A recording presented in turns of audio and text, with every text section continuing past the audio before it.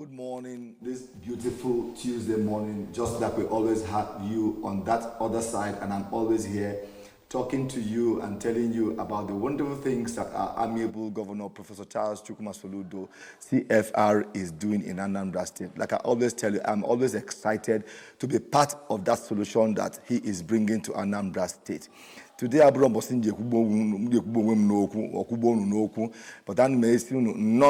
welcome to our flagship program, Voice of Solution. You know the way we say it?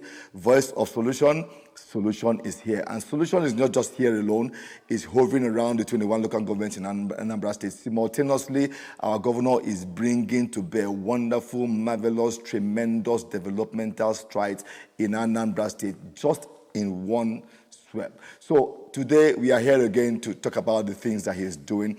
And remember, I promised you when we started off this year that I was going to bring in the Onyenma case Akowia, in things about budget planning, budget implementation, who is a wonderful, wonderful woman, a wonderful commissioner, and she is here with me today, so I don't want to take any of her time. So she is here to tell us about the implementation standard or implementation, what was achieved in 2024 budget 2.1. And then this year, what we should expect in the budget 2.2. That's right. 2.0 and 2.0. And we engaged to 2.0. 2.0. Okay. Yes. So I have no one else but the Commissioner for Budget and Economic Planning in the House this morning, Honorable Chiamaka Nake. That's right. So, Honorable, you are welcome to Voice of Solution. Thank you. And you know the way we say it, Voice of Solution. Solution is here. So, swiftly, I will move on to her, and she will tell us where we were in 2024 and where we are going in 2025. And then we are going to end this discussion with the Smart School project that our governor is doing. Somewhere in the budget presentation, the governor said something that was very, very striking. He said, we'll continue to develop education in Anambra State. Let me get back to you. So I wouldn't, you have Anambrans, the Anambra listening to you. Where have we been in 2024? And where are we now in 2025? And what is the way forward? Okay, thank you. Good morning. Good morning for having me. So 2024, we had a budget of changing gear. That was where we started to change gear. We're at and let the transformation agenda begin. So that was actually where we started the real work. Okay. So we had a budget of 410 billion. And as of December, we were left with a budget performance of 65%. Wow. However, you can't say budget performance without trying to explain it, because I could say effectively we should have been at 100, because if you see most of the projects that the government is into is capital project, which takes over time. It takes time for it to get completed and all that. So to say effective projects that were actually started in 2024, in fact, we completed almost everything that we started in 2023. It's kicked off a lot. In fact, currently we are at over 700 road award implementation at this time. Wow. We started a Smart School project in 2024.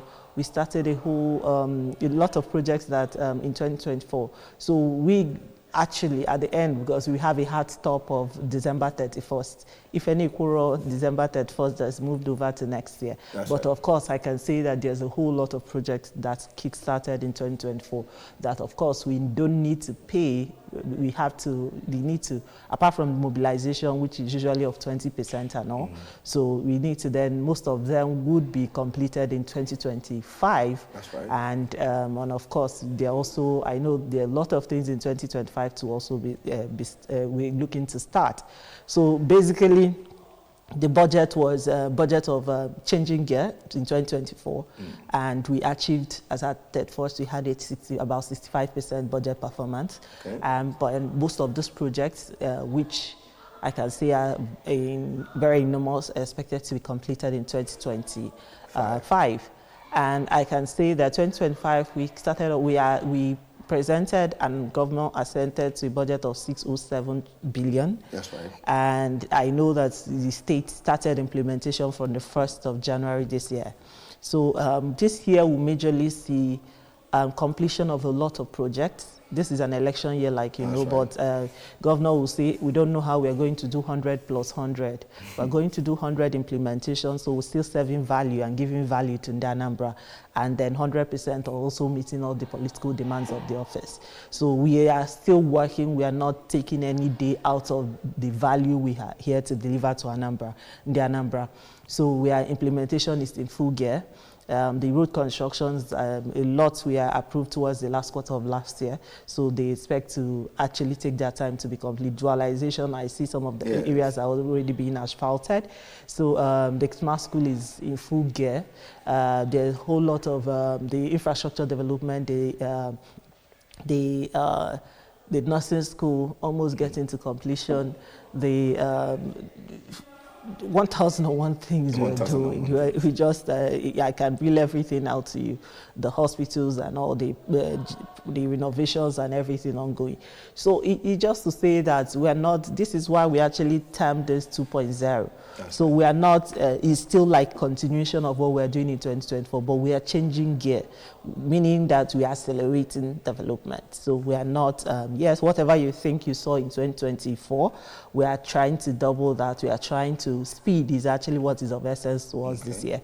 And at every point in time this year, you see us working all through even till the November election period, because we have, the plan is to set everything in motion and ensure that the value is being delivered. So the Anambra people are not waiting for every other thing that has to do with the office. All right, thank you very much. That's like an overview of the budget, that was changed, the gear that changed. Yes. Okay, now, let me take you to somewhere where, towards the beginning of this year, Governor thought it wise to call a town hall meeting of all the help and government in his administration. Yes, now, a retreat. A retreat. What was the intent? What was he trying to achieve?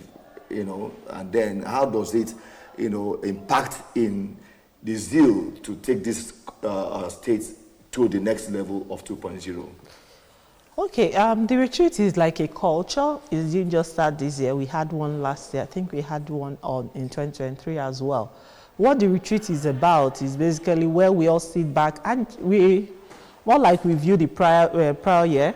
Okay. What happened, what went well, what can we change? How do we, so we are not just going on a straight line and just moving. It's governance. Some things might need to be stopped. Some things might need to be improved on. So it was more like we kind of doing an assessment of how 2024 went and then how we intend the 2025 to go.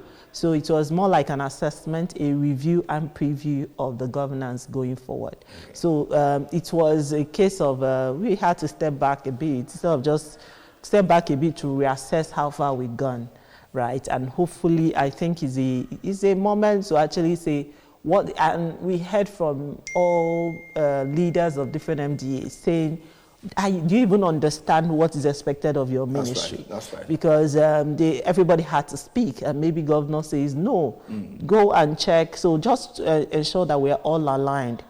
So with this full alignment now, we expect everyone to go back and then start working towards, because everything, there's one agenda, right? So everyone is aligned and we will know what your expectations of you are. So there's that congruence of expectation. It's not like I'm expecting something from you and you're not aware of it. Yes. So that was how we started this year, and I can bet that everyone, we left that meeting with full understanding of what this year is about, what is expected of everyone. And I think everybody, in fact, most people came with already documented plan. Okay. In fact, that was even an opportunity it gave everyone an opportunity to go back to think. Because before the meeting, we were supposed to make a presentation. That was, of course, everybody had to go back and sit back and say, what would this year be? What should be? What would my ministry be delivering? Considering the budget, everything has already been documented in the budget, but then there is also the part of penning it down and also having a timeline for those things that you have said to do. Because yes, you could have a good plan, but maybe not a good time, or maybe it needs to happen faster than you have planned it. So those were what that particular retreat aimed to achieve, and I can say it was fully achieved.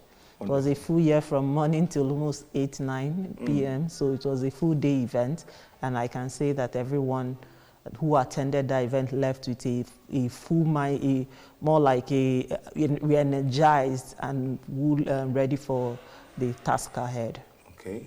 For me, it was a wonderful idea to call for that retreat, because you can't just keep walking and going and going and going, and not having a retrospect of what have I achieved, going forward. So kudos to our amiable governor, who has a way of bringing everybody on the same page, because you cannot achieve governance without people who you are governing being on the same page. Now, having said that, let me bring you to another point before going to the smart school. Governance is not just about leadership, it's also about followership. How have you assessed in the Anambra, keying into, I'm talking about the normal me, not the man at the helm of government, but the man who is being led, the man who is the Anambra, only Anambra, who is not in government, but also is being led by government. How can you assess their followership at this time, seeing what marvelous things our governor is doing, the acceptance, the followership, the reasonability of Anambra? Okay, that's a very interesting question you've asked. I would say that it will take time, but I can say there has been an improvement. Okay. Because people who have maybe perpetually been lied to, who ordinarily hear from you and think you're one of the people who want to lie to them again. But I think what the past almost 3 years have done is people sitting back to say, so we are trying to more like over time rebuild the confidence level that has lost in governance. Right.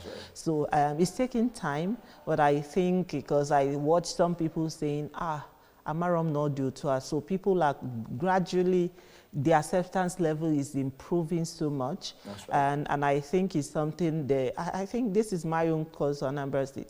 The Anambra is actually to make the assessment yourself. The social media is laced with a whole lot of sentiments and everything. If people have different agendas that are running, which I don't know, but I think everyone should be able to have a judgment by themselves, see what has been committed, the progress, and also I think that's our own word that we know. And I can bet you that everything we have done or anything this government has done has been quite intentional. I'm not sure if I just look at that, as in we are doing everything is well thought out. Yeah, thought through. Methodological, if this one, and when men calls and everything, it's been a whole lot of journey. Yeah, not easy, I can bet you, but I can bet you that in the next few years, the Anambra people will look back and say, okay, now we understand. But I hope that we all try to prime ourselves to understand it faster, because that's our own, because we also have a role to play. That's right. Role to play in the form of even the tax payment I put there. I usually will say this online, because that's our own quota to the whole development. Because everything people keep asking, how do you guys fund this without borrowing? That's the question that we keep getting all the time. That's because some people are paying. So imagine. And I want to ask you that question straight up. Have we borrowed up to now? No, we have not still borrowed. And I keep saying borrowing is not a bad thing. I think I need to say that, because I know that we have a whole lot of conversation on that. It's not a bad thing. But we need, what are you borrowing for? You need to borrow for projects that are able to repay itself. The governor also says it's not like I don't want to borrow, but we need to borrow for projects that you can say that these projects are commercially viable to be able to repay that loan. So borrow sizia chobazia ka gesi we kwa or ewete nke itinye ba. No, that project like AMIC, Anambra State Mixed Use Industrial City, is a financially viable project. If you borrow to develop that project should be able to pay back. Pay back. But if you borrow for consumption, you borrow then how do we pay for it? So the pressure becomes so hard, and of course that's why finance people That if this is what you understand well, then you know that this is the right thing to do. So I would say that Anambra has been a journey, and I would say that different support, as little as even speaking up, at least in that's even enough to say, okay, because you are not everywhere. So even hearing from you is feedback on what is happening in your location. So I think that is, if that could be your contribution, then that is enough. That someone is confirming, no, do to anaga. Do you understand? So it helps us to also, maybe with the M&E, because M&E, monitoring and evaluation of most of this project, is in the hands of Anambra. It's not, yes, we have a team who are supposed to do it, but if we are getting this information from different people, it kind of, it more like becomes a systematic M&E. Even right. The contractor will know that the community is also watching. When the government That's right. Do you understand? So it's something, everybody has a role to play, I must say that. But I say that the journey has been an improvement over time. But I think that the confidence is kicking up, and we hope that it will continue to improve as we run by. Okay. Now that we have come this far, and then, I intentionally brought that question because of my next question. Okay. The governor is investing so much in developing smart schools, turning public schools to smart schools. And already I know that there's a 22 schools being redeveloped into a smart school now. Yes. And one thing I want you to dwell on is, what is this smart school? What is it about? And how do you expect our people to protect this investment going forward? Let's look at that. Okay, thank you so much for this question. I think just let Anambra know that this smart school journey is a 2-year conversation. We started this conversation since, I think, May 2023. But it kind of course, like I said, everything is taught through. We can't start talking of smart school when some schools are not in good shape. That's right. So we took up, that's the first phase of the Asube work, which was actually renovating of most of the schools. We needed to get some schools in a livable and learning condition before we can think of going through a smart school, which is our ideal model school. Okay. Right. So we had started this conversation in 2023, but we decided to, over time, continue to think about it some more but then trying to see how we can fix some of the existing schools just so that they are conducive enough before we go into this very big project. So yes, what a smart school is. That's right. Yeah, what a smart school is an education system that is enabled by technology. Uh-huh. So that's what it is in essence. So it's not just a name, because we are looking at it because we know that beyond Moroki school now, and you want to get the required exposure or required employment or anything without having that very basic technology experience. So what we are doing now is more like catching them young. Okay. So the model we are trying to adopt, is going to let us, we're going to get into an experiential and problem-solving learning model. Okay. That's what we are trying to get the schools to be. So it's not just enough to tell you, we will show you.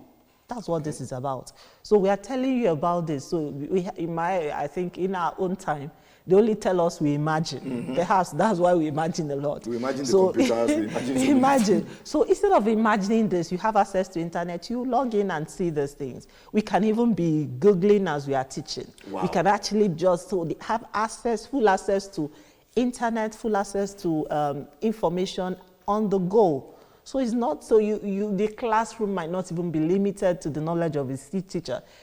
Where the teacher stops, the internet takes over. So it's just a way to kind of open the mind of the students to what is possible. Wow. And we are focusing on our public schools because, of course, we look at that as maybe one of our weakest links. To imagine if we start to push them higher, because some people in private school might have, some of them don't even have access to phones that have access to internet, right? So being in school, This is just more like first steps, saying that we're going to give you this access. So we help you to actually see these things live, as in see them on the go. We actually want to, beyond the smart school, beyond what it is, we're actually trying to see how can we enable our education system with technology. So it's not just even the school learning itself, it's actually that there is an integrated learning, integrated school standardization, because that can only happen if we have a system. So what is being taught in A is taught in B, is taught in C, everyone. So the only difference, yes, yeah, we'll get to that. That's actually like the future. So we'll have a super teacher who might not be able to be across the school. We can use technology to ensure that this person, everybody in different school, have access to this very smart teacher who knows how to teach biology. Everybody in the smart school. So because he can actually be in all and teach anybody anywhere. And then you have this school. So because, yes, I know that most people credit their successes to the very good teacher they had. So yes, so we are trying to bridge that gap, trying to ensure, to ensure that the notes, every information you need is standardized, and also so that you'll be limited exposure, or you have a limited exposure to your teacher. So the teacher in the school might just be a tutorial teacher, because the other resources to ensure that the child actually understands the school. This is what this is what the world is about. There are a lot of is driven by technology. So while we wait for our people or students to then be pushed by the world, maybe the world they see out there, for them to know what is possible. This is us really trying to start it young, trying to see how to because beyond it is actually, of course, when you give them the idea of what is possible, then we expect so much from them, even the creative, opening up their mind to see how to produce, what to create out of it. So it is a full length of journey. So the smart skill is just more like enabler first, and then we are then trying to think about what next can we embed using these available resources. So it is a journey. We are starting off with 22, but the point is that every school in Anambra State will be a smart school eventually. So what we see us building 22 is one per local government. That's right. And we are saying, two local government has, one local government has two. That's right. So, and then we're saying this is our model schools. So for anybody who is looking to improve education system in their community, or looking to improve education system in, trying to invest in education system, this is what Anambra State education system is looking to be. So we call it a model school. Okay. And beyond the government, we know that Anambra State, at least secondary school, I know we have 240 something secondary school.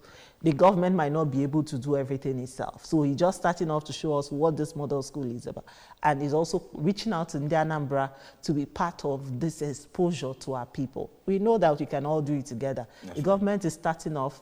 We're saying we want to show you what we are looking at, and then anybody who is willing to join us can see for themselves and also come in and join us in this very development.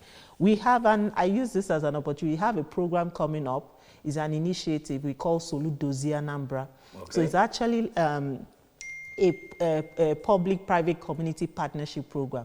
For example, for what I've just said now, for the Anambra, because some people are in their community, they don't know what their community schools look like. Some of them, if you see the schools, you'll be wondering, and when you hear the names of the people that live in that are from that community, even you will be marveled. That's right. And you then know that most people really don't even know that, because they really don't have any business in those schools or those social facilities. So they really don't know what their people are suffering. But then here we are, maybe dealing with social vices. Do you understand? Because that's the one that then touches you. But we are saying we can actually just think about it, even from the area of the school. What's the quality of the school? Who are the teachers? Where? So we can start off like that to see how we can partner with government to actually improve the situation of the schools and be more intentional. Okay. So what we are doing currently is really partnering with communities to see how to enhance or improve their social infrastructure. Well, the pilots we're using education and health. So that's our pilot project for this. So we'll be reaching out to you. We'll be launching soon. It's a Soludozie, as I said, is Anambra State government in partnership with communities to be able to improve the social, the health and education system in their communities. Wow. With very clarity of what needs to be done. That's actually the good thing. So it's not, bro, Nyemego will tell you what exactly for you to, in fact, when we finish our smart schools become an ideal state. This is what the model we are looking to achieve. To get this school in your community from here to become like this smart school, this is what you need to do. And it's something verifiable, right? So you can then trust us to be able to give you feedback on the go, on the progress and how far we have gone. And I think that's a better way to engage our people and also get everybody, no matter, because currently what we have in Anambra State, one person adopting a school, one person, but there are people who really want to support, but they really don't have that financial wherewithal to take up the school. So they want to just be contribute to your widow's mind towards transforming this. So it's just more like a pulling resources from communities together to ensure that some of the social infrastructure in their community is working. In fact, at some point, we will actually be asking which of the communities is doing it better. And it becomes something to brag about and not just by, I have money or something. Oh, this our program is something that we need to extend the time. 30 minutes is not enough to talk about the things that our governor is doing. So, okay, this is how we bring it to a close. Madam Commissioner, yes. Thank you very much for coming to our program today. We'll bring you back again as more often as things develop to come and tell the Anambra what's going on in Anambra State. All right, as we close out, we want to say a special thank you to our sponsors, the Anambra State Housing Development Commission, for what they are doing for us to keep this program alive. And we're asking you, wherever you are, come and be part of this program. Put your money where it's going to show what governor is doing. This is Voice of Solution, and I am Comrade Emmanuel Oramalo, signing out with this. Like she said, if we do our little bit, together we'll make a giant contribution, and Anambra will achieve that homeland that our governor has promised us. Put a date with us again next Tuesday, and we'll talk about another wonderful thing.